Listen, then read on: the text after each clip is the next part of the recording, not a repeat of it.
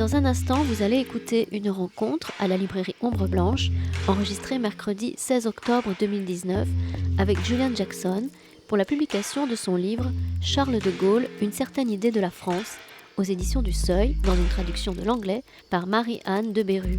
Julian Jackson est professeur d'histoire à Queen Mary University of London. Il est l'auteur de nombreux ouvrages sur la France sous l'occupation. Bonne écoute.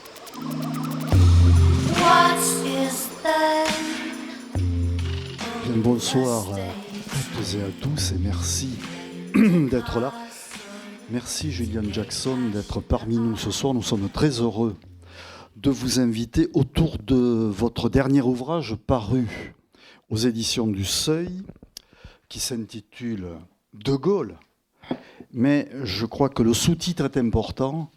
Une certaine idée de la France. Alors, je rappelle que vous êtes historien, vous êtes professeur au Queen Mary College, à l'Université de Londres, que vous avez déjà écrit chez Flammarion, je crois que c'était en 2014, un ouvrage donc autour de l'occupation en France de 1940 à 1944, que vous êtes un spécialiste quand même de notre histoire, si je puis dire. Et donc cet ouvrage qui nous réunit ce soir, je dirais que je l'ai trouvé pour ma part... D'une part, c'est je dirais, une biographie que je qualifierais de captivante, à la lecture agréable. N'oublions pas, nous sommes dans une librairie quand même, donc on lit des livres. Et donc, elle est très agréable à lire, donc ce qui veut dire que c'est bien écrit et que le traducteur a fait un excellent travail. Et je crois que c'est très important. Et vous avez, je dirais, pris la passion gaulliste, si je puis dire, une certaine idée de la France. Moi, la France, disait le général, vous l'avez prise au sérieux, quelque part, sans en être dupe. Et vous renouez aussi avec... ces biographies chronologiques, alors je ne dis pas que nous n'en faisons plus dans l'historiographie française, mais effectivement qui s'apparente plus à une démarche que je qualifierais d'anglo-saxonne et où on va je dirais, de la naissance du général à sa mort. Je pense à tout ce que vous écrivez autour de sa captivité depuis 1916 jusqu'à sa mort, donc où vous montrez effectivement à la fois l'évolution du personnage dans l'histoire, mais aussi la façon dont il a pris position et la façon dont aussi les choses ont été interprétées. Et donc, on a une confrontation tout au long de cet ouvrage entre les visions du personnage, d'une part, mais aussi avec d'autres acteurs, puisque vous avez, je dirais, quelque part revisité tout un certain nombre d'écrits et d'archives, et peut-être avez-vous eu accès à d'autres auxquels on n'avait peut-être pas accès auparavant. Donc c'est un portrait, je dirais, plein de subtilité du personnage qui nous fait passer, qui nous fait nous interroger sur ce personnage. Qui était-il ? On a l'impression de quelqu'un qui passe parfois du bluff à la froideur. On a l'impression d'avoir affaire à un personnage parfois épouvantable, mais quand même gentil avec les enfants et les animaux, si je puis dire. Et quelque part, De Gaulle est partout et nulle part. On le voit, je vais prendre à peine quelques exemples pour introduire notre discussion. Sa position face à la résistance intérieure, la façon dont il a abordé les questions institutionnelles, par exemple, la crise algérienne, évidemment, sa politique vis-à-vis de l'OTAN, je ne fais que citer. Alors, au fond, on se demande, lorsque l'on a refermé ce livre, qui est-il vraiment ? d'une part un personnage qui fascine, qui est l'honneur de la France, a écrit quelqu'un, mais au fond, qui est-il? Et puis, je me suis posé une autre question, je me suis dit, qu'est venu faire un Anglais pour observer le général de Gaulle? Vous avez la parole. Merci, merci pour cette. J'espère que le livre est aussi intéressant que vous avez dit. Je crois que, je crois que la traductrice était très bien. Donc, pour moi, l'écriture est très importante. Il faut qu'un livre soit lisible. Mais je crois qu'elle a vraiment fait avec beaucoup de fidélité. Elle a capturé le ton que je voulais. Mais pour moi, juste avant de répondre à cette première question que tout le monde me pose, pourquoi en anglais? En fait, je déteste le anglo-saxon, mais De Gaulle disait anglo-saxon, mais je ne sais pas ce que ça veut dire en fait. Nous ne sommes pas des anglo-saxons, ça n'existe pas, sauf dans l'imaginaire de Gaulle. Mais pour moi, je ne connais pas très bien Toulouse, mais c'est pour moi une des plus belles villes de France. Mais avant-hier, j'étais à Lille, où De Gaulle est né. Et à Lille, c'était très facile. J'étais dans la maison natale, en fait. Et c'est très facile à Lille de parler de Gaulle, de dire, en fait, de commencer en disant, mais c'est très approprié d'être ici, dans la maison natale, parce que De Gaulle était un homme du Nord. Et j'ai parlé beaucoup de ça. Mais il faut dire qu'il n'aimait pas beaucoup le Sud. Et ses relations avec Toulouse n'étaient pas toujours très bonnes.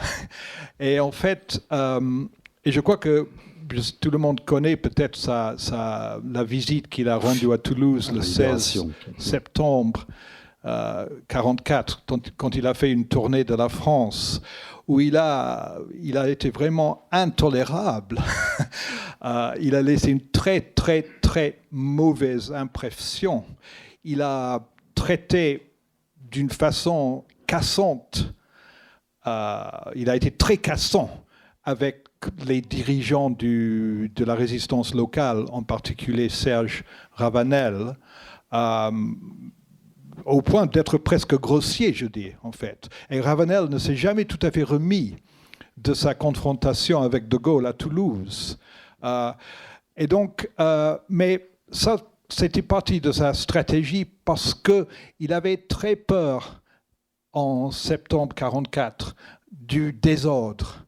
Il était obsédé par l'idée que maintenant qu'il soit en France, qu'il faut éviter une guerre civile, il faut éviter une possible prise du pouvoir du Parti communiste, etc. Et donc pour lui, Toulouse, il se méfiait en fait de ces villes du Sud, où en partie le Sud-Ouest ici, où il y avait par exemple beaucoup de républicains espagnols. Et à un moment, il a dit, quand il était à Toulouse, il a dit qu'est-ce qu'ils font nous émerder là, ces Espagnols? En fait, ça, c'est ses propres mots. Mais De Gaulle était un homme du Nord. Et je crois que c'est très important en De Gaulle. Quand il n'aimait pas beaucoup, il disait qu'il n'aimait pas les hommes politiques. Il avait un certain mépris pour les politiciens, les hommes politiques, même si en fait il était dans un sens, un politique lui-même. Mais quand il disait « je n'aime pas les hommes politiques », ce qu'il avait dans sa tête, c'était des hommes du Sud. C'était des hommes qui gesticulaient, qui passaient toute la journée dans des cafés, qui buvaient qui ne faisaient que de boire du pastis, qui gesticulaient, qui bavardaient, tandis que pour lui, le Nord représentait la sobriété, le sérieux, une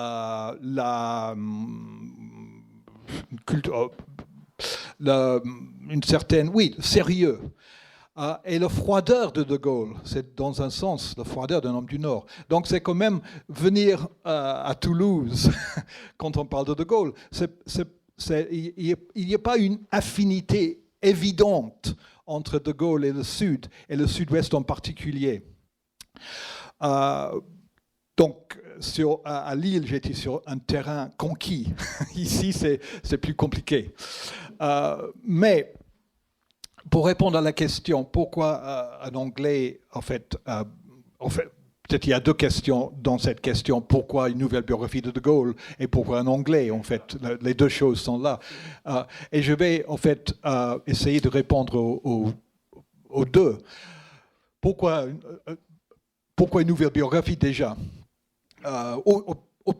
pourquoi un Anglais? Et puis après, pourquoi une nouvelle biographie? Et là, la question est toujours posée, et pour moi, ce n'est pas une question très compliqué. Déjà, je suis un Anglais qui travaille sur l'histoire française, et n'importe qui travaille sur l'histoire de la France au XXe siècle, De Gaulle est incontournable. J'ai commencé ma carrière avec un livre sur les années 30, et puis j'ai fait un livre sur le Front populaire, j'ai fait un livre sur la défaite de 40, j'ai fait un livre sur l'occupation, j'ai fait un livre sur mai 68, ou pas un livre, mais une collection. Et De Gaulle est partout. On ne peut pas l'éviter. Donc, dans un sens, il fallait un jour essayer d'escalader cette montagne qui est De Gaulle. Donc, pour moi, c'est... Mais je peux ajouter, deuxièmement, que De Gaulle, quand même, sa carrière a été... Une grande partie de sa carrière a été mélangée à notre histoire, à nous. Il a passé quand même 4 ans à Londres, pas tout le temps, mais il était à Londres. Il y a une grande statue de Gaulle à Londres. Il a eu des relations très compliquées avec les Britanniques pendant la guerre, mais il a quand même fait le choix de venir à Londres, de rester fidèle à l'Alliance britannique, tandis que le gouvernement de Pétain a rompu l'Alliance. Donc, il faut ne pas oublier que pour les Anglais, De Gaulle est la personne qui est restée fidèle à l'alliance franco-britannique. Pendant 4 ans, il y avait un gouvernement qui avait un peu bafoué, si vous voulez. Donc ça, c'est pas étonnant qu'on s'intéresse à De Gaulle. Deuxièmement, en fait, une autre image de Gaulle, la personne qui a dit non 2 fois à notre entrée à l'Union européenne. Et maintenant, De Gaulle est un peu... maintenant, on en parle un peu plus encore de Gaulle parce qu'il y a les Brexiteers. Peut-être vous voulez parler un peu de ça plus tard, si vous voulez, mais il y a des Brexiteers, les gens qui ont pris cette décision folle de vouloir quitter l'Union européenne, qui disent « Ah oui, De Gaulle avait raison, on aurait dû l'écouter. C'était un prophète. » Et paradoxalement, les Brexiteers détestent l'Europe, mais adore De Gaulle, parce qu'ils voient en De Gaulle quelqu'un qui a bien vu. Et en fait, il faut dire, si on en parle, que ce qu'il a dit dans cette conférence de presse de janvier 63 était assez prophétique, il faut dire. Beaucoup de choses qu'il a dit se sont avérées vraies. Donc, je crois que ce n'est pas étonnant pour un Anglais, mais pour un Anglais historien de la France, doublement normal que je fais une biographie de Gaulle.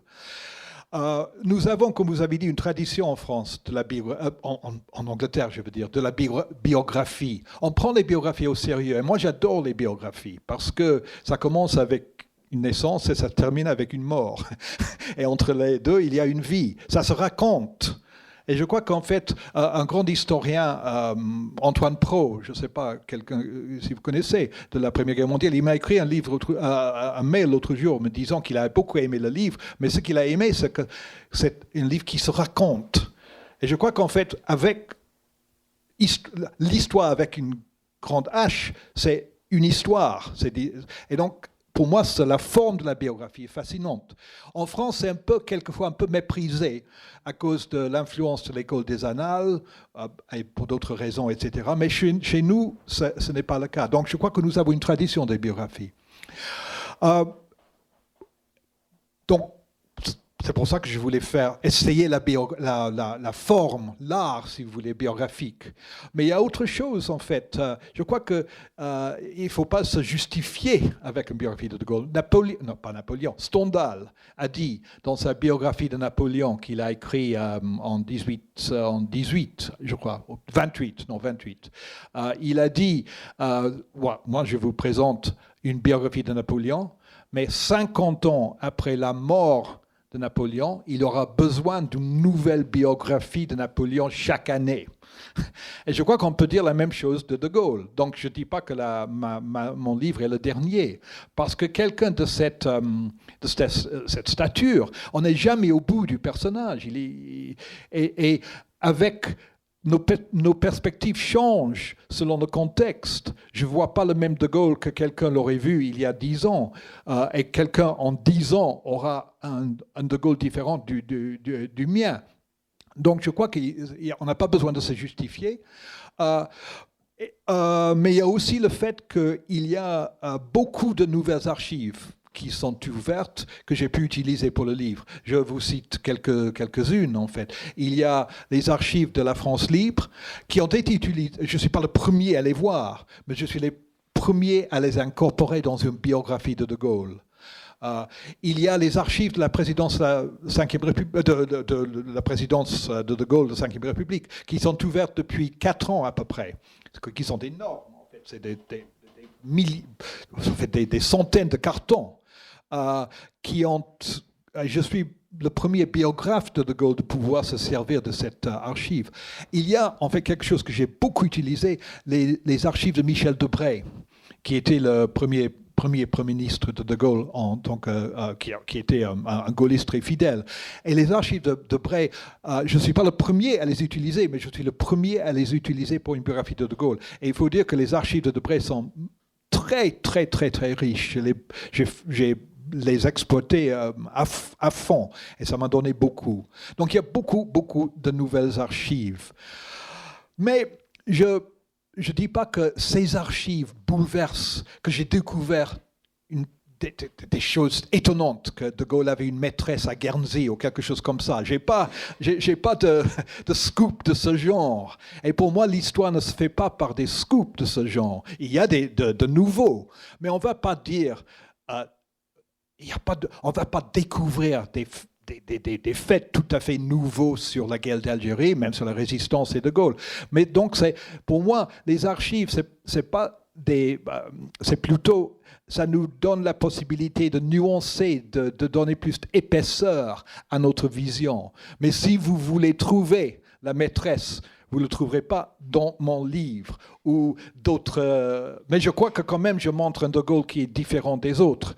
Et là, peut-être on reviendra. Sinon, je vous dirai. Donc, je crois que ce sont mes réponses. Dernière chose, il y a 3 grandes... non, 2 autres choses. Je suis quand même pas français. Et le fait que je ne sois pas français me donne quand même une certaine distance. Mais peut-être on exagère un peu trop cet aspect de moi et de mon livre, parce que j'ai passé tellement de temps en France que je ne dis pas que je me sens français, mais je crois que je connais très bien la culture. Mais quand même, je ne fais pas partie des clans. Je ne suis ni gaulliste ni anti-gaulliste, si vous voulez. Je n'ai pas besoin de me situer dans ces querelles franco-françaises sur De Gaulle. Et ce qui m'a plu dans les critiques, dans la réception de mon livre en France, c'est que toutes les critiques ont été bonnes, mais il y a des personnes qui ont dit « mais c'est un très bon livre » parce qu'ils voient tous les défauts de Gaulle. Il y a d'autres personnes qui disent un très bon livre parce qu'ils voient toutes les vertus de Gaulle. Et je trouve qu'en fait, si les gens trouvent ça, ça veut dire que j'ai trouvé pas le bon milieu, mais que je ne me suis pas laissé accaparer ni par les pour ni par les contre. Donc il y a 3 grandes biographies de Gaulle par Lacouture, Roussel et de la Gorce. Et je ne vais pas, si vous voulez, je peux en parler. Mais pour moi, toutes ces biographies se situent un peu trop dans un camp ou dans l'autre. Et moi, j'essaie vraiment de ne pas me situer dans un camp. J'essaie de montrer les contradictions, comme vous avez dit aussi au début, du personnage. Et là, après, je m'arrête parce que je deviens un peu comme De Gaulle qui, pendant les conférences de presse, il y a, je ne sais pas si vous connaissez, c'est ce dessin de faisan dans Figaro, je ne sais pas qui, parce que De Gaulle, les conférences de presse de De Gaulle étaient toutes prévues en avance. Il passait des heures et des heures à les écrire, les apprendre par cœur. Et donc, les questions n'étaient pas vraiment des questions, parce qu'il répondait à questions qui étaient dans sa tête. Mais il y a ce dessin de faisan qui qui fait le pouvoir. Maintenant, je vais répondre à la question que vous ne m'avez pas posée là, en fait, parce qu'il voulait. Donc, je crois que je ne dérive pas trop en disant que pour moi, les contradictions, quelqu'un qui a été aimé, admiré par des personnages aussi différents que Richard Nixon, vous connaissez, Fidel Castro, Henry Kissinger et Osama Bin Laden, c'est quand même bizarre. Ça montre en fait que c'est quelqu'un qui est tellement compliqué, il y a tellement de facettes qu'il fascine. C'est ça, oui, c'est cette dimension du mythe, si je puis dire. Alors, justement, vous parliez de la réception du De Gaulle en France, mais en Angleterre, comment ça a été reçu ? Le livre a été très, très, très bien reçu en Angleterre, mais à mon avis, personne l'a... Le problème pour un auteur, c'est que vous écrivez un livre, et c'est un peu comme si vous mettez un message dans une bouteille et vous le jetez à la mer. Et il y a deux problèmes. Premièrement, est-ce que la bouteille va être trouvée par quelqu'un? Est-ce que sur une île déserte, quelqu'un va trouver la bouteille? Et deuxièmement, si on trouve la bouteille et on sort le message, est-ce que le message que la personne lit est le message que vous avez voulu écrire? Et j'ai été frappé par beaucoup de gens qui ont aimé le livre, ont aimé un livre qui n'avait aucun rapport avec le livre que je pensais que j'avais écrit. Par exemple, il y avait la meilleure critique, la plus intelligente, était sur 4 pages, sur une grande revue littéraire britannique, par quelqu'un qui s'appelle Ferdinand Mount. Et il a dit que j'avais montré toutes les raisons pour lesquelles De Gaulle était un monstre, etc., etc. Et c'est pas que je crois, en fait.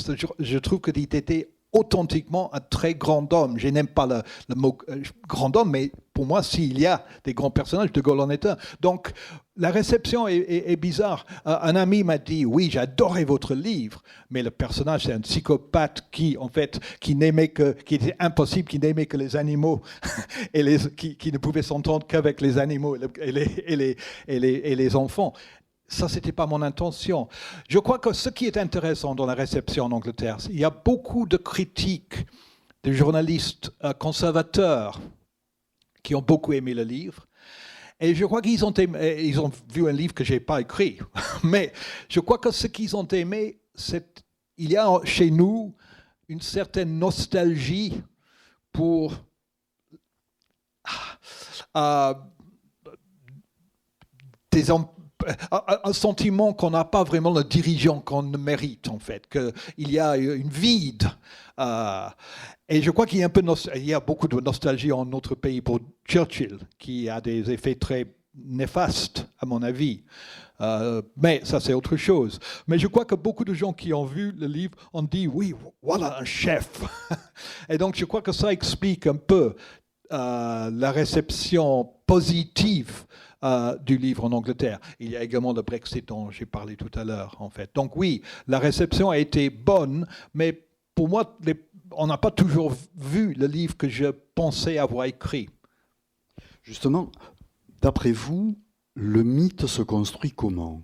Ça démarre quand ? Est-ce que ça démarre en 40 ? Est-ce que ça démarre avant ? Et comment ça se poursuit, si je puis dire, à travers les étapes historiques qui vont suivre, y compris la libération. Comment vous voyez cette histoire ? C'est vous qui avez utilisé le mot mythe, mais je l'assume tout à fait. En fait, je crois qu'il y a un problème quand on écrit sur De Gaulle, parce qu'il y a un mythe de Gaulle. Il n'y a pas qu'un mythe de Gaulle, il y a un mythe de Gaulle que De Gaulle a consciemment construit. Et dans un sens, sa plus grande création était son propre mythe. Il a construit, par exemple, dans ses mémoires de guerre. Il n'y a aucun homme politique au XXe siècle qui a écrit ses mémoires de guerre où il parle de lui-même dans la troisième personne. Donc on a De Gaulle, comment ? Comme César. Oui, César, c'est pas le XXe siècle. Non, non, oui, c'est vrai. Non, tout à fait. Non, comme César. Mais César, c'est un peu différent. Parce que César... Non, non, c'est un très bon exemple. Mais César écrit l'histoire des guerres, des guerres gauloises, mais c'est une histoire. Donc, il n'y a jamais un jeu dans César. C'est écrit comme si c'était une histoire où César se met en scène. Mais De Gaulle écrit comme moi... Donc, c'est « je ». Toute ma vie, la première phrase, toute ma vie, je me suis fait une certaine idée de la France. Tandis que César, c'est jamais « je ». Et ce qui est fascinant dans De Gaulle, c'est qu'il y a un « je » qui regarde lui, si vous voulez. Donc, il regarde le De Gaulle. Et il y a même des phrases où il dit « je voyais les foules qui applaudissaient De Gaulle ». Donc, il y a ce va-et-vient entre le Charles, si vous voulez, ou le jeu, ou le narrateur, et le personnage. Et donc, c'est unique, en fait. Prends Churchill, qui a écrit également des mémoires de guerre assez importantes. C'est toujours je, en fait. Il jamais parle de lui comme Churchill. Donc, il y a une construction du mythe qui est assez remarquable. Et c'est voulu, en fait. Il voulait faire de lui-même un mythe. Et il a réussi. Quelles sont les étapes de la construction du mythe? Pour moi, ça commence avec le BBC, ça commence avec Juin 40. Avant, il y a déjà le personnage qui pense au chef, qui pense au rôle des chefs. Et il se voit déjà, je crois, dans sa tête, comme un chef potentiel. Mais le déclic, c'est cette personne qui se crée par la radio. Et il ne faut jamais sous-estimer l'importance de la radio dans la construction de Gaulle. Pour moi, il est la première personne, l'homme politique au monde, au XXe siècle, à être créé par la radio. Il y a des gens, Churchill a utilisé la radio, Roosevelt a utilisé la radio. Mais De Gaulle, sans radio, il n'y aura pas eu De Gaulle. Sans radio, il y aura eu de Roosevelt, de Churchill. Et donc l'aspect mythique, c'est que c'est une voix qui traverse la Manche, qui est écoutée par des familles clandestinement, quelquefois courageusement, parce que ça coûtait quelquefois à écouter le BBC. Et donc ça crée avec un lien affectif avec les Français qui écoutent et la voix qui arrive. Et donc ça donne un côté mythique, parce qu'il est désincarné. Il n'existe pas que... Donc il y a une voix qui arrive. Et il y a des anecdotes très amusantes, parce que quand il débarque... Quand il arrive en France, en juin 40, il visite Bayeux, en juin, le 14 juin 44. C'est la première parcelle de France libérée. Et donc, il fait une petite visite d'une journée à Bayeux. Et il est accompagné par son entourage. Et parmi son entourage, il y a un autre général, il y a plusieurs personnes, mais il y a un autre général, le général Bétuard. Et Bétuard a 4 étoiles. Et De Gaulle n'a que 2 étoiles. Et les gens pensent, en voyant les deux, que Bétuard doit être De Gaulle, parce que c'est impossible que le fameux De Gaulle n'a que 2 étoiles. Et donc, ça montre à quel point il était mythique. Il n'était pas réel. Il était inventé. Il était dans un sens inventé par les gens qui l'écoutaient. Et puis après, il ajoute à son mythe, etc. Mais je trouve que le début, c'est 40. Et puis, il y a la voix, puis il y a la construction du mythe dans les Mémoires de guerre, qui est un livre tout à fait remarquable. Et il a dit une fois à l'ambassadeur britannique, Duff Cooper, chaque fois que je me regarde dans la glace, je vois l'homme du 18 juin. Donc, il se voit comme ce personnage mythique. Et il y a également, en fait, si je trouve, il y a quelque chose que je trouve, il y a avec, je vais le citer parce que je trouve que c'est quand même pour montrer il y a un dialogue très amusant avec un de ses anciens Français libres qui s'appelait Hervé Alphon. Et Alphon était un Français libre très important. Et puis, il est devenu ambassadeur. Et il va voir De Gaulle pendant la traversée du désert. Déjà, une phrase très mythique, en fait, que les gaullistes utilisent pour cette période. Et juste avant, donc De Gaulle n'est pas au pouvoir. Mais Alphon, par respect, avant de prendre son poste à Washington, il va voir De Gaulle pour avoir ses avis sur le monde, etc. Et De Gaulle est dans un de ses humeurs les plus noires et pessimistes. Il dit tout va à l'eau, on va perdre l'Algérie, on va perdre l'Alsace-Lorraine, on va perdre la Bretagne, le monde est... il pensait qu'il pourrait y avoir une autre guerre mondiale. Il y aurait une guerre mondiale, tout. Mais et Alphon écrit dans son journal, j'étais assez désespéré après l'avoir écouté pendant une demi-heure, mais il avait l'habitude. Et De Gaulle, voyant que Alphon s'est mis dans un état d'accablement, il dit non, mais ne vous désespérez pas. Je ne désespère cependant pas de la France. Vous vous rappelez sans doute d'un type du nom de Clovis. J'adore un type du nom de Clovis. Eh bien, quand il est arrivé, la baraque devait être défendue contre tous. Nous étions plus bas de la courbe. Clovis a commencé à le remonter. Il a battu les barbares à Tolbiac. Et 200 ans plus tard, cela a permis à la France de redevenir grande et d'avoir Charlemagne. Dans 200 ans, peut-être, on constatera que nous sommes repartis grâce à De Gaulle. Et donc là, c'est le côté mythique qui est quand même assez remarquable. Et juste, quelquefois, quand on lit des passages comme ça, on se dit, quand même. Et je pense à ce que Jean Cocteau a dit de Victor Hugo. Je ne sais pas si vous connaissez cette phrase. Cocteau a dit de Victor Hugo était un fou qui croyait qu'il était Victor Hugo. Et quelquefois, on pense que De Gaulle était un fou qui croyait, mais il n'était pas un fou. C'était volontaire. Il savait il savait exactement ce qu'il faisait quand il construisait ce mythe. Tout à fait. Mais vous faisiez référence à 1940. Je veux dire, quand le général de Gaulle débarque à Londres, si je puis dire, il a une valise et il n'a pas autre chose.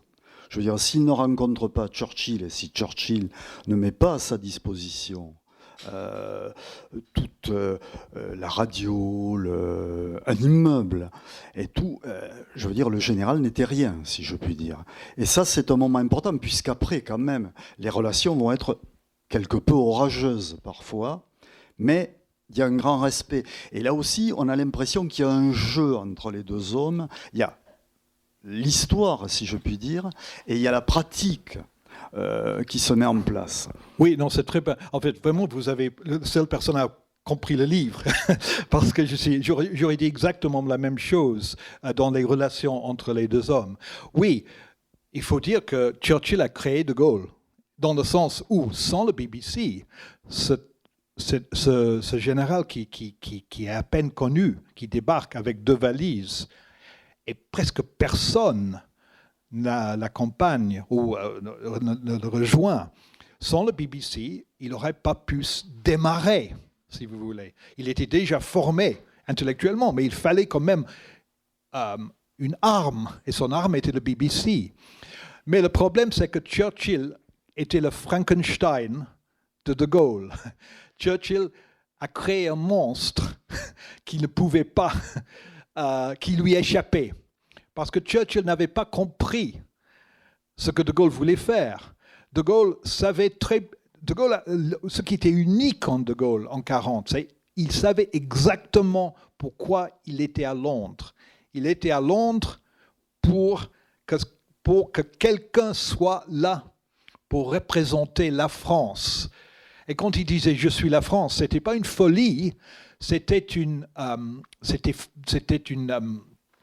raisonné parce que quelqu'un devait être là pour défendre les intérêts nationaux.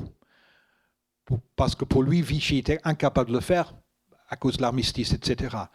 Et donc, il se voyait déjà comme un chef d'État, même si c'était impossible, avec personne autour de lui, de créer un gouvernement en 1940.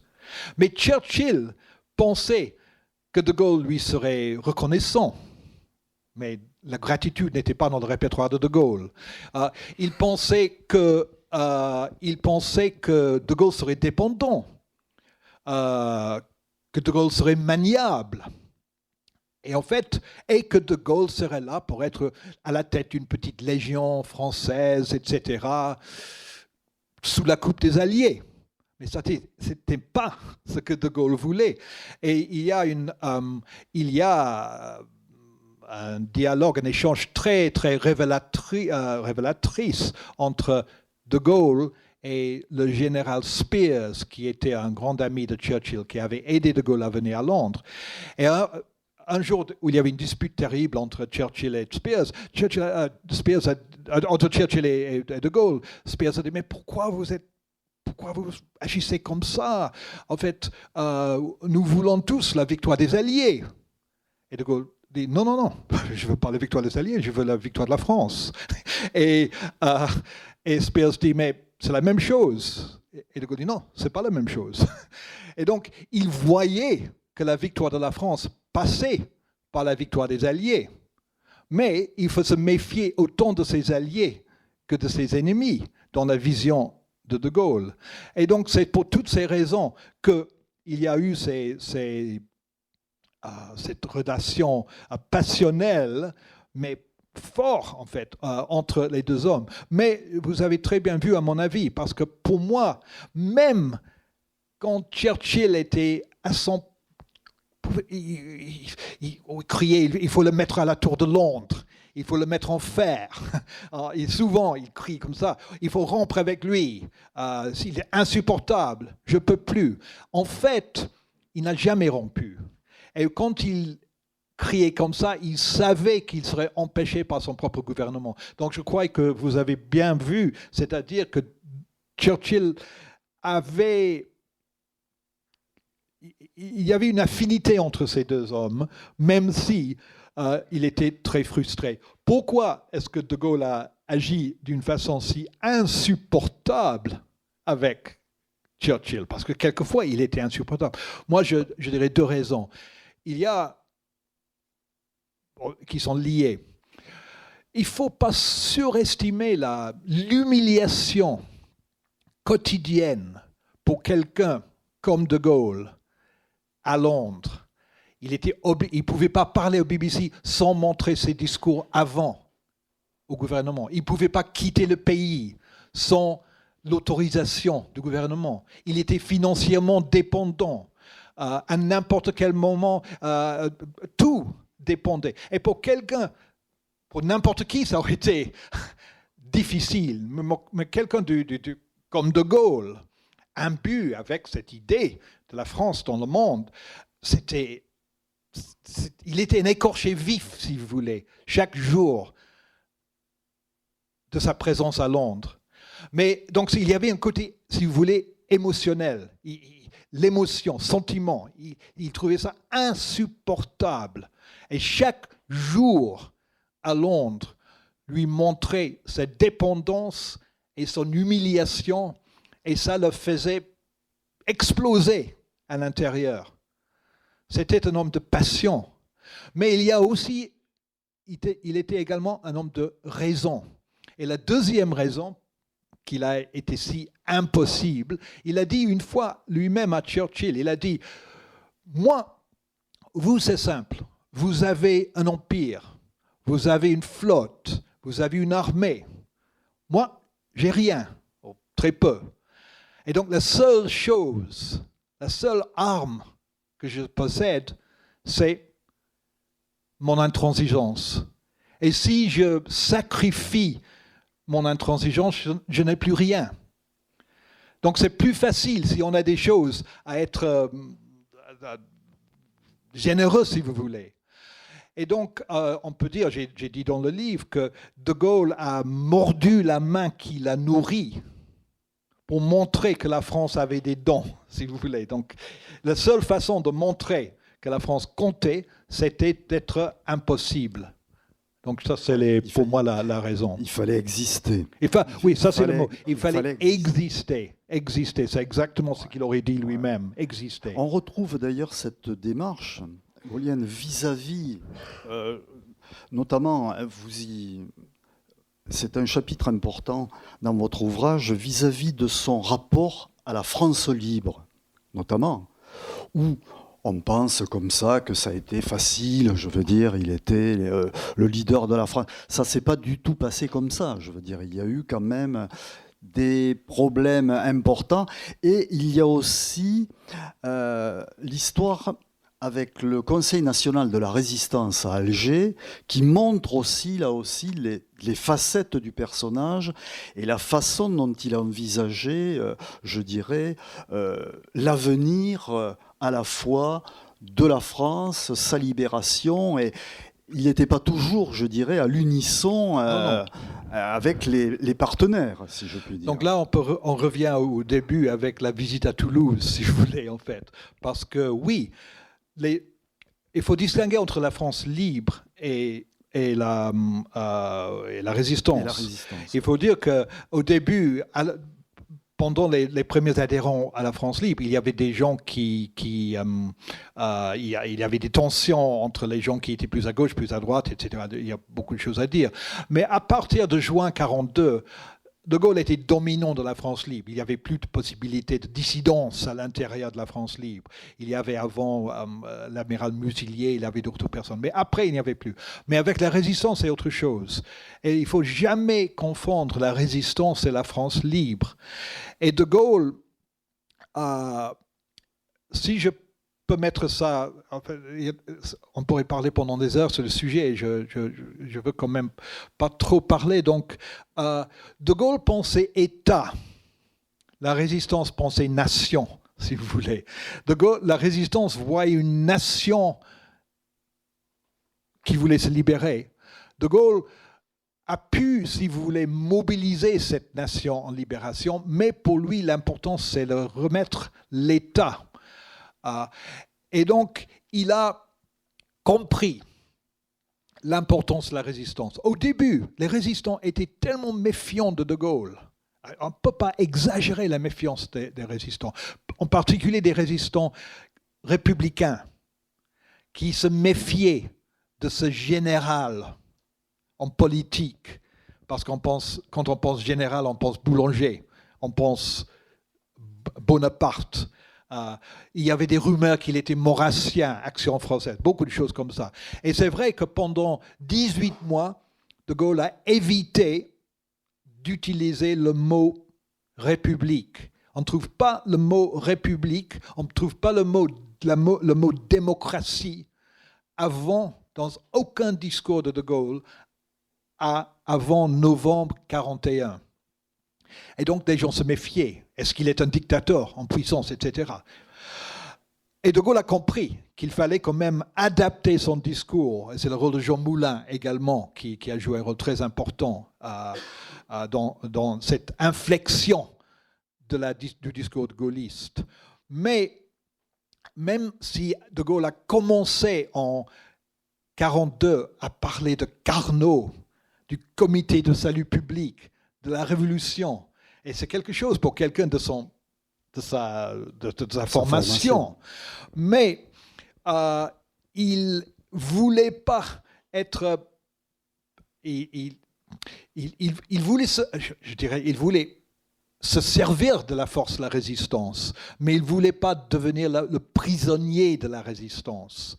Et en particulier après 1943, quand le Parti communiste devenait de plus en plus important dans la résistance, il commence à se méfier de plus en plus du Parti communiste. Donc les relations entre De Gaulle et la résistance sont très compliquées. Et les relations entre la France libre et la résistance sont très compliquées. Je ne sais pas, c'est un petit détour de 2 minutes. Si vous connaissez le livre de Daniel Cordier, qui s'appelle Alias Caracalla, qui est un très bon livre. Mais il n'y a pas de livre où il y a plus de mépris de la résistance que dans ce livre de Cordier. Parce que Cordier, c'est un Français libre. Et entre les Français libres et la résistance, il y a deux cultures différentes. De Gaulle a réussi à faire allier la résistance, mais il y avait beaucoup de résistants qui restaient jusqu'à la fin très méfiants ils pensaient qu'ils avaient été utilisés, et ce n'est pas tout à fait faux. Donc c'est une histoire très, très, compliquée, oui. Justement, le mérite, c'est que vous montrez bien cette complexité, que parfois, effectivement, on n'a pas l'habitude de rencontrer, je dirais, dans certains écrits, puisque ou c'est tout l'un ou c'est tout l'autre, si je puis dire. Alors, autre plaie importante, c'est la question algérienne.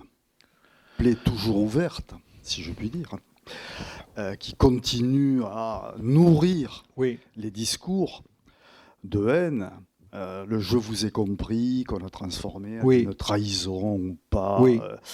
Et vous dites, vous avez là aussi une approche beaucoup plus nuancée de la question.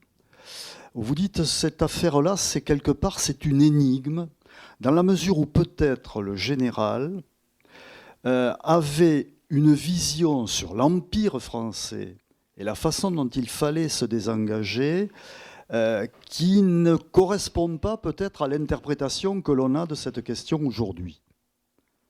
Si je me fais bien comprendre, ce qui est compliqué peut-être. Oui.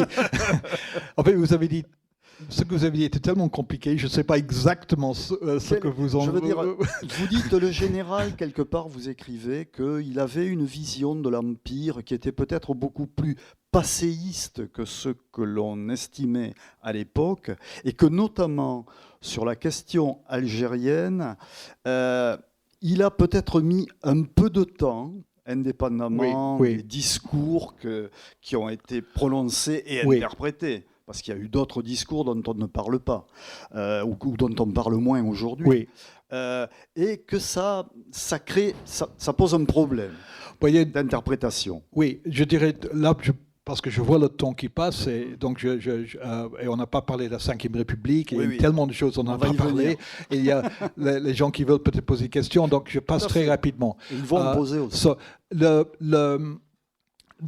Moi, je suis plutôt sceptique dans mon livre de l'idée que De Gaulle était un prophète de la décolonisation. C'est une interprétation, par exemple, de Jean-Marie Lagorce, qui a écrit une des trois... c'est Jean-Marie Lagorce ? Paul-Marie de Lagorce. Paul-Marie de Lagorce, je veux dire, oui. Et c'est un bon livre écrit par un gaulliste de gauche, mais je crois qu'il mythifie un peu De Gaulle, le décolonisateur. Si on voit la conférence de Brazzaville en 1944, De Gaulle n'avait pas prévu la décolonisation. C'est simplement faux à dire. L'importance de... Par exemple, si la France se trouvait embourbée en Indochine pendant 4 ans, ou plus de 4 ans, c'était à cause des choix pris par De Gaulle juste avant sa démission. Il était long à voir. Il n'a pas compris. C'était pas avant 50 qu'il avait compris que l'Indochine était perdue. Il fallait en prendre parti. Avec l'Algérie également, à mon avis, quand il revenait au pouvoir en 58, il ne savait pas ce qu'il voulait faire avec l'Algérie. Il n'était pas, je suis sûr, que de 2 choses avec De Gaulle et l'Algérie. Parce que De Gaulle était le maître, il avait un génie de l'ambiguïté. Il avait également un génie de clarté, s'il voulait. Donc il avait des deux. Mais quand il voulait être ambigu, il était le maître de l'ambiguïté. Et donc, on a parlé avant quand nous nous sommes rencontrés, on avait parlé de « je vous ai compris ». Mais qu'est-ce qu'il a compris ? Qui est-ce qu'il a compris ? Il y a des dizaines, tout le monde dans cette foule à Alger pensait qu'il les avait compris. Les musulmans pensaient qu'ils les avaient compris, les pieds noirs pensaient qu'ils l'avaient compris, l'armée pensait, les libéraux pensaient. Donc c'était l'ambiguïté incarnée. C'était génie, en fait, parce que ça a marché, mais des gens se sont trahis après. Pour moi, il y a deux choses qui sont sûres. Ils ne voulaient pas l'Algérie française dans sa version la plus dure, c'est-à-dire l'intégration totale de l'Algérie en France. Ils ne disaient jamais, ils n'y croyaient pas, pour beaucoup de raisons. En partie parce qu'ils se méfiaient de la démocratie. En fait, ils se méfiaient, il faut dire, ils se méfiaient des musulmans, en fait. Ils pensaient qu'ils ne seraient pas faciles à... Si ils devenaient des citoyens français entiers, qui était l'idée, en principe, de l'Algérie française, ça serait un désastre. Mais il n'était pas non plus... Donc, il était contre l'Algérie française dans cette version plus dure. Il était contre l'indépendance. Il cherchait quelque chose entre les deux. Donc, pour moi, sur ce plan-là, il n'était pas un prophète. Sur d'autres plans, je trouve qu'il était un visionnaire remarquable. Je cite énormément de... Le problème, c'est qu'on a si peu de temps, mais je cite des choses où De Gaulle voit l'avenir avec une... perspicacité qui nous éblouit, en fait. Mais il n'était pas toujours visionnaire. Sur l'Empire, à mon avis, il n'était pas... Mais la grande intelligence, la grande qualité de Gaulle, c'était son pragmatisme. Et j'insiste beaucoup dans le livre sur sa capacité d'adapter. Et s'il y a une chose qui me semble tout à fait différente dans le monde de Gaulle des autres, c'est pas la maîtresse que j'ai pas trouvée, c'est sa capacité d'écoute. Je cite énormément de gens qui disent j'ai jamais eu l'impression d'être aussi attentivement écouté par quelqu'un. Et je cite quelque chose qui m'a beaucoup frappé, Paul Delouvrier, qui était un jeune économiste que De Gaulle envoie en Algérie pour faire un rapport en 1958, après son retour au pouvoir. Après, il devient son délégué général en Algérie. Et Delouvrier, qui est un jeune homme très intimidé par De Gaulle, il va en Algérie, il revient à l'Élysée, il revient voir De Gaulle, il est très intimidé par le personnage, et il commence à donner son rapport oral. Il divise son rapport en plusieurs points, 1, 2, 3, 4, 5, je ne sais pas. Il parle pendant 45 minutes. De Gaulle, il ne sait pas si De Gaulle l'écoute ou non, il ne prend pas de notes, il ferme les yeux de temps en temps, il se dit, mais est-ce qu'il aime ce que je dis? Est-ce qu'il m'écoute? Est-ce qu'il veut que je m'en aille? Mais il continue quand même, il s'arrête. Après 45 minutes, il a raconté ça au consul britannique, à Delouvrier. Et après 45 minutes, De Gaulle dit merci. Et lui commence à parler pendant 45 minutes et il reprend dans l'ordre exact tous les points que Delouvrier a fait, dans le même ordre. Il les rappelle, il dit dans votre premier point, vous avez dit ça, et il fait son commentaire systématiquement sur tous les points et il fait son synthèse. Et pour moi, ça c'est une capacité d'écoute qui est très rare. Churchill, par exemple, Churchill n'écoutait personne. Mrs. Thatcher, Margaret Thatcher, elle n'écoutait personne. De Gaulle, contrairement à cette idée qu'on a de ce personnage un peu raide, qui est très difficile, il écoutait. Et donc pour moi, pour l'Empire, c'est pas qu'il était visionnaire, mais qu'il était pragmatique, intelligent et savait s'adapter. Et ça, c'est pas facile. C'est pas, en fait, je veux dire, il y a beaucoup d'hommes politiques qui n'ont pas cette capacité. Alors, si on saute les étapes, le général, c'est aussi la Constitution de 1958. Et là, pour le faire court, vous dites, au fond, il va réussir à relier la tradition révolutionnaire et la tradition monarchiste. Et ça, c'est là, je dirais, ce qui fait le fond même de cette Constitution, évidemment, après la 4e République, dont on sait comment elle a sombré, si je puis dire. Oui. Et je voudrais que Oui, non, je suis. Vous montriez votre vision là-dessus. Parfaitement résumé. Comment j'ai appris quand je suis arrivé cet après-midi que le président Macron est à Toulouse aujourd'hui. Et je me demandais s'il venait ici, en fait, pour... Mais malheureusement, il n'est pas venu. Ou heureusement, je ne sais pas, malheureusement. J'aimerais bien qu'il... J'attends mon invitation à l'Élysée. Mais, mais c'est parce que... J'ai cité ça parce que Macron est quelqu'un qui a quand même... vous connaissez son portrait officiel, je ne sais pas, vous connaissez le portrait officiel de Macron où il est derrière une table, il est devant une table, et sur la table il y a les mémoires de guerre de Gaulle qui sont ouvertes. Et moi j'avais essayé d'agrandir l'image pour voir à quelle page les mémoires sont ouvertes. Mais malheureusement, ça marche pas. Ça n'a pas marché, donc je ne sais pas. Mais oui, pour moi, je dirais deux choses sur le sujet, parce que vous avez, je crois, très, très bien résumé. De Gaulle a eu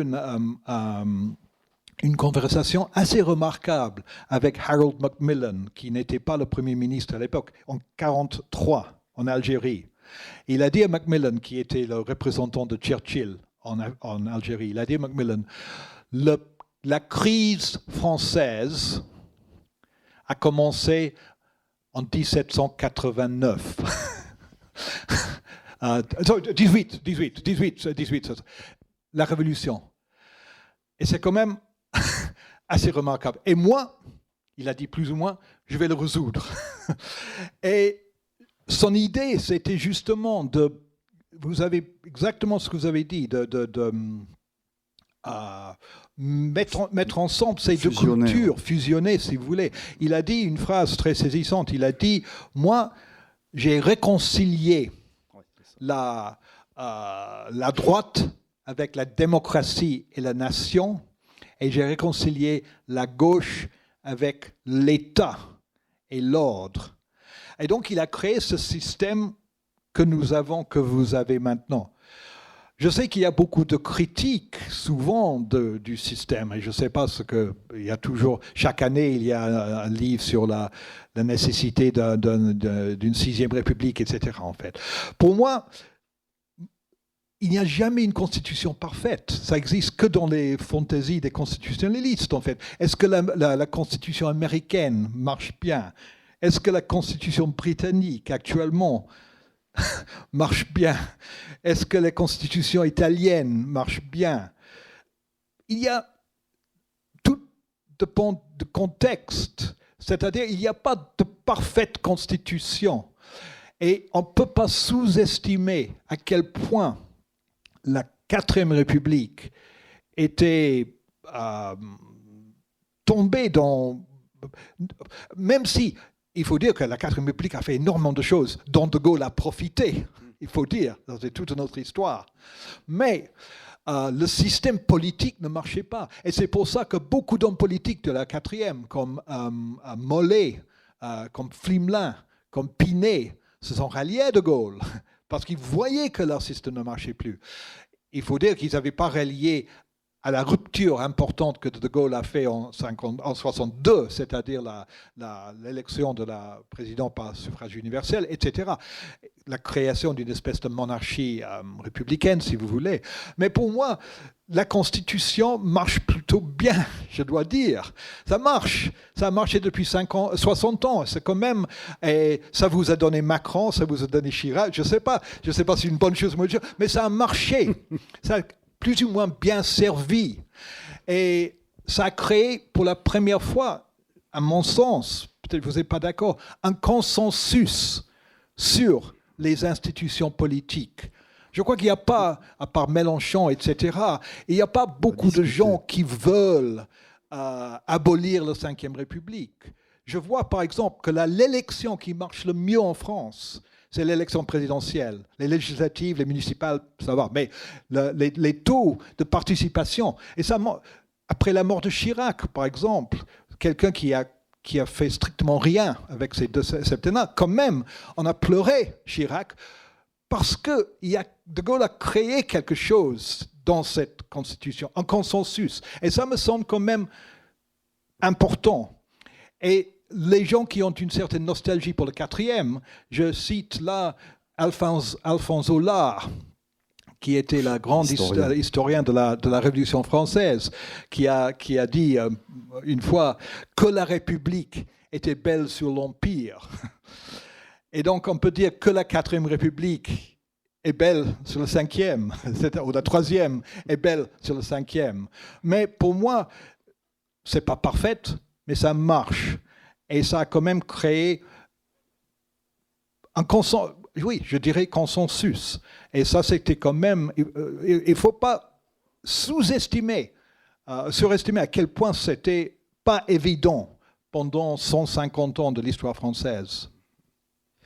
Alors, le général de Gaulle visionnaire, qui réussit ses coups, en quelque sorte, peut-être avant de passer la parole à l'auditoire, une question portant sur 68. Et là, vous dites 68, peut-être qu'il n'a pas compris ce qui arrivait et surtout ce qui allait advenir. Il se fâche un peu avec la jeunesse, si je puis dire, au-delà du fameux coup politique qu'il réussit. Et puis, il y a 69. Je relisais avant de venir tout à l'heure des passages de l'ouvrage de Tessier, qui est un très bon ouvrage aussi. Oui, je connais, Et donc sur l'année 1969, où là, ce fameux référendum sur la régionalisation, ça passe pas. Donc, qu'est-ce qui se passe là, à ce moment-là ? Moi, je vais être vraiment très court parce que je veux laisser la parole à la salle. Mais vous avez tout à fait raison. Il n'a pas compris 68. Mais c'est pas étonnant, en fait. C'était un vieil homme. Il a été au pouvoir depuis 10 ans. C'est exactement 10 ans. C'est l'héritage du passé, peut-être, sa formation. Non, mais oui. Moi, ça serait... Morasso, bergsonien. Non, mais non, c'est pas... Je crois qu'il est vieux. Il est vieux. N'importe qui, personne n'a compris 68 dans un sens. Et ça aurait été étonnant si ce vieil homme qui est formé, qui a une formation catholique, bourgeoise, qui croit aux valeurs familiales, ça aurait été étonnant. François Mitterrand n'a pas compris 68. Après, il a essayé de récupérer 68. Mais à l'époque, il n'a rien compris. La plupart des hommes politiques français n'ont rien compris à 68. 68 était quelque chose qui était en fait créé par la propre politique de modernisation économique que De Gaulle avait déclenchée. C'est-à-dire que la France se modernise, les 30 glorieuses, etc. Mais les structures sociales, culturelles d'une économie en mutation ne se sont pas adaptées. Et De Gaulle n'a pas compris, c'est vrai. Mais pour moi, beaucoup de gens me posent la question, oui, mais il n'a pas compris. Et je dis, mais non, il n'a pas compris. Mais pour moi, c'est pas étonnant. Si on va à 69, mais il a fait ce... et donc, je consacre un chapitre entier à 68 parce que l'histoire est fascinante en fait. Et la visite à Baden, tout le monde connaît ici Baden-Baden pour voir le général Massu, etc. Mais pour moi, ce qu'il a fait, la raison pour laquelle il va à Baden-Baden, c'est moins pour voir l'armée que pour s'échapper à Pompidou. Donc, ils se sont prisonniers à l'Élysée. Pompidou contrôle tout. Pompidou est la personne qui résout la situation, en fait, qui négocie avec les syndicats, qui négocie avec les étudiants. Et donc c'est Pompidou qui gère jour après jour et qui désamorce dans un sens la situation. Et il y a de la part de Gaulle le sentiment qu'il a été oublié. Il est là, seul dans les couloirs de l'Élysée. Personne ne le remarque. Et dans un sens, il fait son coup parce que son ennemi, il faut dire, est autant Pompidou que la rue, pour moi. 69, 69, oui. Deux choses à dire sur 69. On oublie souvent que le contenu du référendum de 69 était quand même assez intéressant. On parle presque jamais du contenu.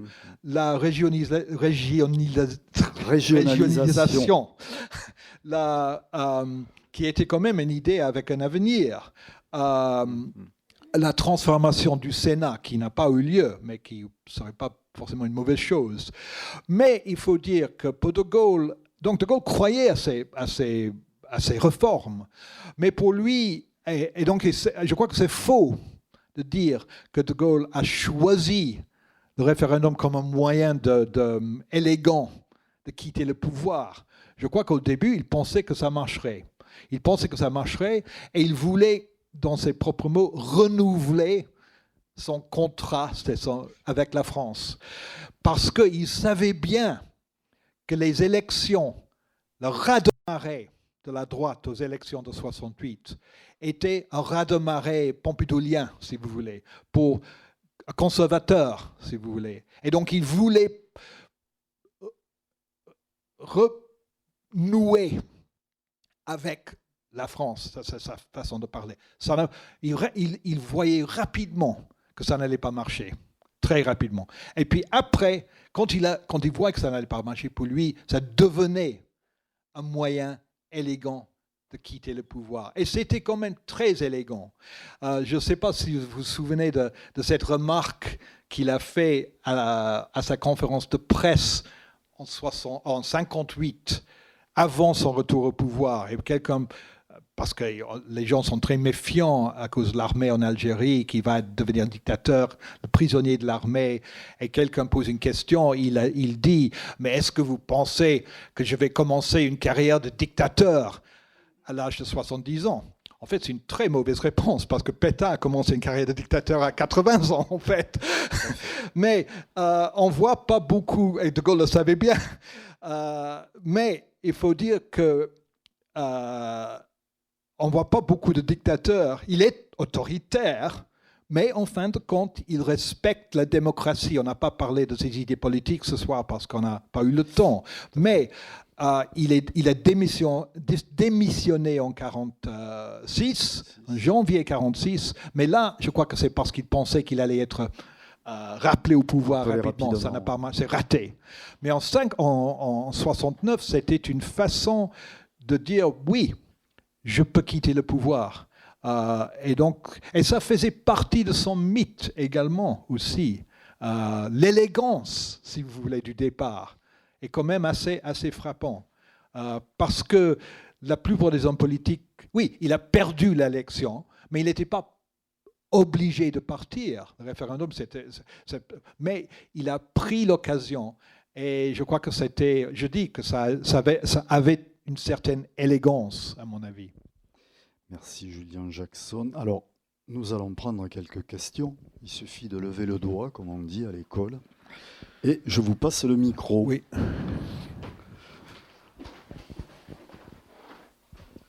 Merci beaucoup pour vos commentaires et votre livre que je n'ai pas lu encore. Vous avez parlé du Brexit, évidemment. Qu'est-ce que vous diriez de la vision de l'Europe du général ? Oui, alors ça c'est encore une vaste question, mais je crois que l'important c'est de dire qu'il avait une vision européenne qui n'a pas tout à fait marché, il faut dire. Quand il est revenu au pouvoir, on ne savait pas, parce que le traité de Rome avait été signé quand il était en opposition et il avait combattu. Il était contre le traité de Rome en principe parce qu'il n'aimait pas les institutions supranationales, etc. Mais il a fait le choix, après son retour, les gens n'étaient pas sûrs d'accepter et de mettre en œuvre, si vous voulez, le traité de Rome. Donc il a choisi, mais ce n'était pas son choix idéal. Mais il avait une autre vision de l'Europe et il en a beaucoup profité aussi avec la politique agricole commune, etc. Mais sa vision d'Europe était, on dit quelquefois, c'était l'Europe des patries. C'est une phrase qu'il n'a jamais utilisée. Je crois que ce qu'il voulait faire en Europe, c'était une politique, et ça m'a ça n'a pas tout à fait marché. C'était une politique de défense européenne. Ça, c'était son grande idée. Autour du nucléaire, autour de la force de frappe française. Donc, au centre de l'Europe, ce serait le partenariat franco-allemand. Et on a Angela Merkel ici avec Macron. Et elle est ici parce qu'il y a ces rencontres régulières qui datent du traité de l'Élysée de 1963. Donc, il avait une vision d'une Europe dont l'axe central serait le partenariat franco-allemand, et ça a plus ou moins bien marché, mais une politique de défense européenne, il faut dire que il n'a pas réussi tout ce qu'il voulait faire avec l'Europe, mais il avait une vision de l'Europe comme un contrepoids aux deux blocs. Et je trouve que même si l'Europe qui existe, qui a été créée, ne correspond pas tout à fait il n'aurait pas Maastricht, par exemple. J'imagine pas que De Gaulle aurait pu approuver Maastricht, ça, tout à fait. Mais quand même, il avait une image, il voulait dépasser la guerre froide, il voulait trouver un moyen pour la France de pouvoir compter sur la scène mondiale. Il n'avait aucune illusion, il savait que la France n'était plus la France de Louis XIV, etc. C'était pas un fantaisiste, c'était vraiment un réaliste. Et donc il voyait l'Europe comme un moyen pour la France de pouvoir compter parce que c'était le seul moyen. Et je trouve qu'en fait, même si l'Europe que nous avons, et donc vaguement, je dirais que même si l'Europe qui existe maintenant n'est pas très différente de l'Europe gaullienne, l'idée que nous, que les Français, les Allemands, les Italiens, les Espagnols ne peuvent pas compter seuls, serait tout à fait dans l'esprit de De Gaulle. C'est pour ça que je trouve que notre politique à nous est suicidaire, en fait, parce qu'on a cette illusion qu'on peut être seul dans le monde.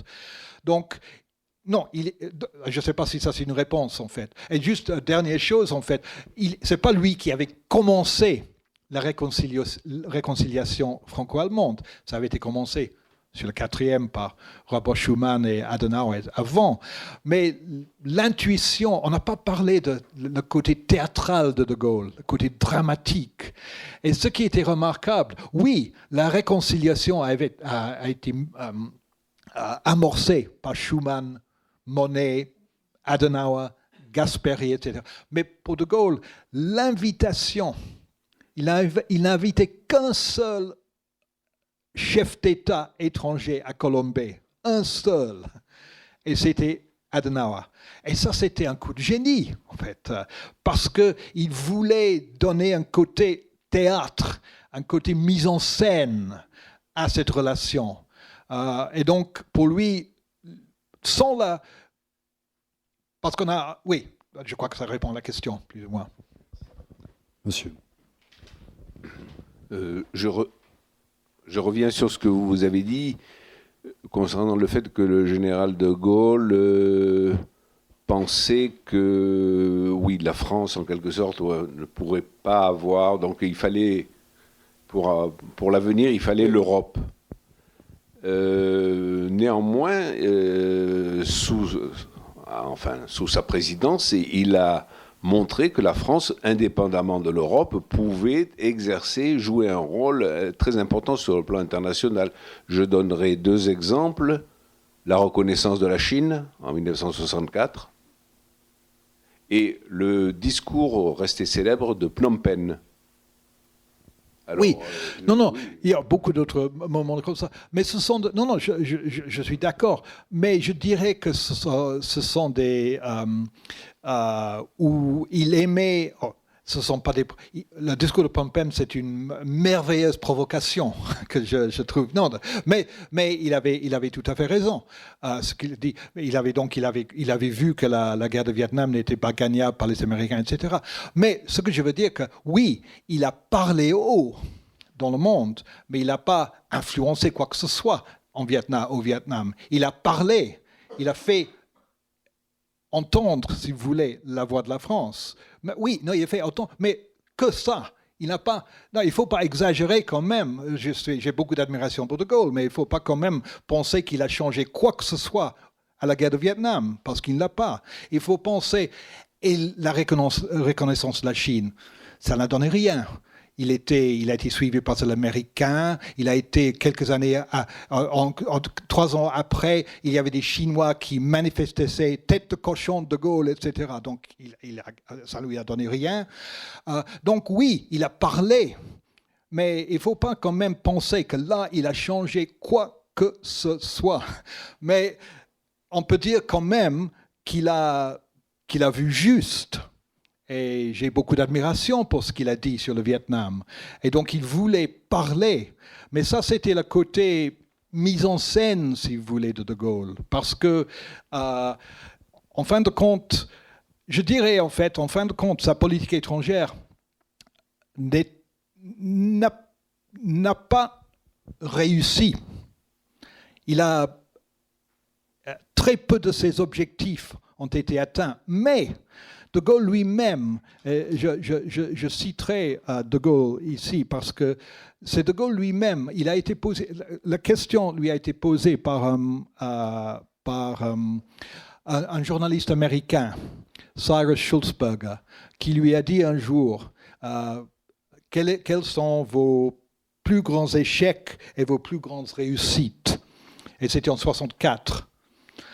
Donc c'est vraiment quand il était vraiment pas au sommet, mais vraiment c'était De Gaulle, parce qu'après ça marchait un peu moins bien. Et De Gaulle répond, comment définir le succès et l'échec? Seule l'histoire peut définir ces termes. En réalité, la vie et l'action sont toujours faites d'une série de succès et d'échecs. La vie est un combat. Chacune de ces phases comporte des succès et des échecs. Et on ne peut pas vraiment dire que tel événement a été un succès ou tel autre un échec. Les succès contiennent en soi les germes de l'échec et le contraire est également vrai. Et ça, c'est le côté Henri Bergson en De Gaulle. L'idée que la vie est mouvement, que ça ne s'arrête jamais, qu'on réussit jamais, que le monde est toujours, que c'est un combat, une bataille. Et donc, à mon sens, sa politique étrangère n'a pas marché dans le sens qu'il n'a pas changé le monde, mais il a parlé. Oui. Donc, je crois que peut-être vous n'êtes pas d'accord, mais la reconnaissance de la Chine, il fallait le faire, mais il n'en a pas profité parce que les Chinois sont retournés contre lui avec la révolution culturelle. Et Vietnam, ça l'amusait de dénoncer la politique américaine au Vietnam, mais il n'a pas changé quoi que ce soit dans la politique américaine, malheureusement. D'autres questions, d'autres remarques? Oui, madame. Je voulais savoir si l'appel du 18 juin avait été bien capté en France. J'ai entendu. Si a été quoi? A été bien capté, reçu en France, ou ça a été très confidentiel. Enfin, je l'ai lu quelque part. Oui, non, on peut dire très facilement la réponse à cette question. C'est-à-dire qu'on ne peut pas écouter, vous savez, l'appel 18 juin. On peut, parce que ça n'a pas été enregistré par le BBC. Donc, ça n'existe pas. Et quelquefois, quand il y a des programmes à la télévision sur De Gaulle, on écoute, on fait passer un discours, mais ce n'est pas le discours 18 juin, parce que ça n'a pas été enregistré. Il refusait de le réenregistrer. Mais il faut dire que presque personne l'a entendu. Et c'est normal. Où étaient les Français le 18 juin 40, sur les routes, 6 millions de personnes sur les routes. C'était le chaos total. C'était donc très peu de gens l'ont écouté. Mais quand même, il y en a. Mais il y a d'autres. Je m'amuse avec Giscard d'Estaing en fait ici, parce que Giscard d'Estaing a dit à un anniversaire du 18 juin, je ne sais pas quelle année en fait, 80 je crois, où il désespérément cherchait les voix gaullistes parce que c'est brillé avec Chirac. Et donc il commençait un discours, je me souviens très bien, le 18 juin, on était en famille et mon oncle me dit « Ah, il faut allumer la radio, il va être un général qui va parler de Londres. » Et on était là. Mais c'est absurde, tout à fait inimaginable. Et déjà, c'était une famille très vichiste à l'époque. Mais donc très peu de gens ont pu l'écouter. Et dans les discours et messages de Gaulle, qui ont été édités par de Gaulle pendant sa vie, vous trouverez le discours du 19 juin, qui n'a pas existé, qui n'a jamais été fait, et le discours du 19 juin, avec la date, n'a pas été écrit le 19 juin, parce qu'il réfère aux choses qui se passaient après le 19 juin. Donc de Gaulle a mis dans ses discours et messages un soi-disant discours 19 juin qui n'a jamais, en fait, été prononcé.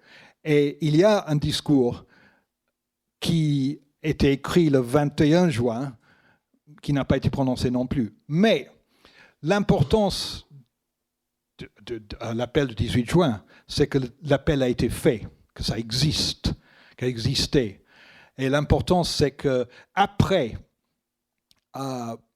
lentement, les gens commençaient à écouter les discours de Gaulle. Il y a le 22, le 27, le 28. Et pendant la première année, il parlait très souvent, beaucoup moins après. Mais le début, il y a beaucoup de discours. Donc, il était la personne qui avait vu juste. Et le discours du 18 juin est remarquable, ce qu'il dit. L'intelligence de son analyse, que c'est une guerre mondiale, que c'est la première bataille d'une guerre mondiale qui va être gagnée par les Alliés grâce à l'Empire britannique, à la puissance économique des Américains, etc. Et en fait, déjà dans sa tête, il pense à l'Union soviétique, mais il le dit pas. Donc, l'intuition est remarquable, mais et l'important, c'est qu'il l'a fait, parce qu'après, il a été la première personne à déclarer publiquement ce qu'il a dit. Et donc, le mythe, il y a un mythe du 18 juin, mais il y a une réalité du 18 juin. Et pour moi, c'est la réalité du 18 juin qui est plus important que le mythe, en fin de compte. C'est la perspicacité, si vous voulez, de ce qu'il a fait. Mais vous avez raison, très peu de gens l'ont pu l'écouter, tandis que le discours de Pétain le 17 juin, beaucoup de gens... Parce que de Gaulle n'était pas connu. Pétain était Pétain, et tout le monde voulait que la guerre soit terminée, etc. Donc, oui.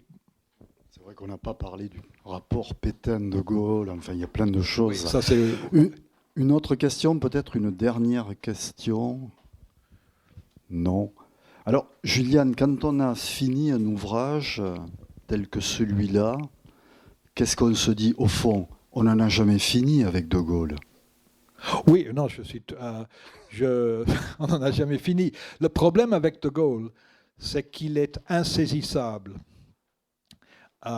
C'est comme une anguille, en fait. C'est bizarre pour quelqu'un qui est ici. On aurait dit plutôt éléphant, mais il n'est pas éléphant, il est anguille, pas éléphant. C'est-à-dire, vous pensez que vous êtes au bout de Gaulle, et c'est pour ça qu'il est tellement passionné, et c'est tellement passionnant à travailler sur De Gaulle, parce que il vous surprend toujours. Et dès que vous pensez que vous l'avez piégé, il vous échappe. Il est déjà il vous a échappé, il est plus loin. Donc, non, on n'en finit jamais. Et déjà, j'ai découvert énormément de choses depuis, parce que beaucoup de gens m'ont écrit. Sur la guerre d'Algérie, par exemple, sur De Gaulle et l'armée, je termine peut-être avec cette anecdote qui est assez remarquable, parce qu'on écrit un livre et des gens vous écrivent avec leurs propres témoignages. Par exemple, il y a une femme qui m'a écrit de sa grande amitié à Oxford avec Elizabeth de Gaulle. Donc ça, c'est autre chose. Mais il y a un historien britannique qui a lu le livre, qui m'a dit qu'il a beaucoup aimé, c'est Anthony Beevor, c'est un historien, militaire, très bon historien. Et Beevor, je connais assez bien, m'a dit j'ai beaucoup aimé le livre. Et ça m'a fait. Vous parlez de les désaccords, en fait, c'est un mot pas assez fort, entre De Gaulle et l'armée, etc., à cause de la guerre d'Algérie. Et il m'a dit je me souviens d'un incident que j'ai vu de mes propres yeux. Parce que Beevor a commencé sa carrière comme jeune conférencier à Sandhurst, qui est le Saint-Cyr britannique, c'est l'école militaire, notre école militaire. Et il se souvenait en fait qu'en 1966, il était alors jeune conférencier à Sandhurst, et il y a eu une journée d'amitié, une journée d'échange entre les cadets, entre les jeunes Saint-Cyriens et les jeunes officiers britanniques. Et les Français sont venus, et donc il y avait des échanges, etc. Et avec eux, avec les Français, il y avait Alain de Boissieu. Et Alain Boissieu était le gendre de De Gaulle, qui était à l'époque à la tête de Saint-Cyr. Et donc, ils sont à Sandhurst.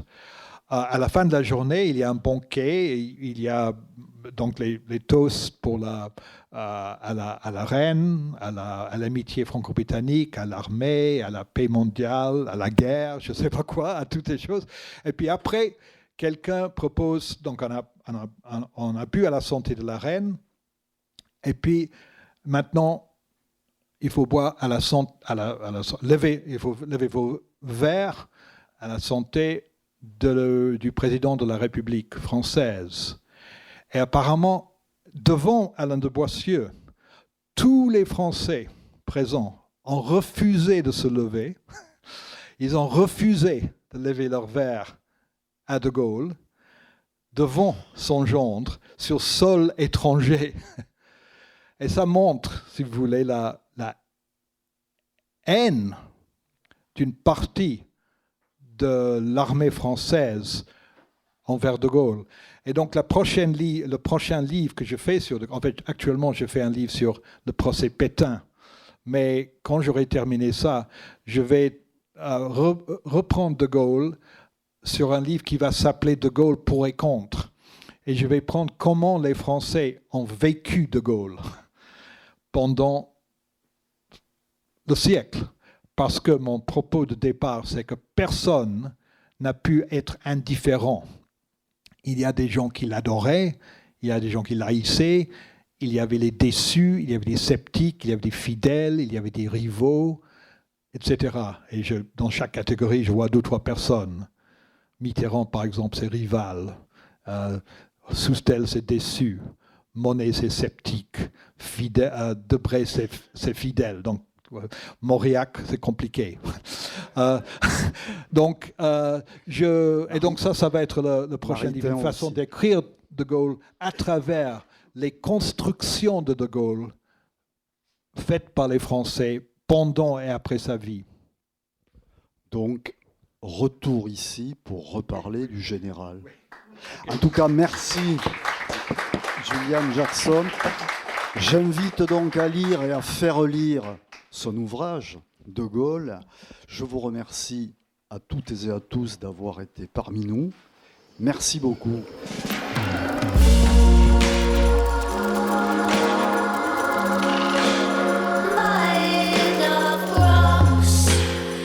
Vous avez pu écouter Julian Jackson, auteur de Charles de Gaulle, une certaine idée de la France, publié au Seuil Éditions, lors de sa venue à la librairie Ombre Blanche, mercredi 16 octobre 2019.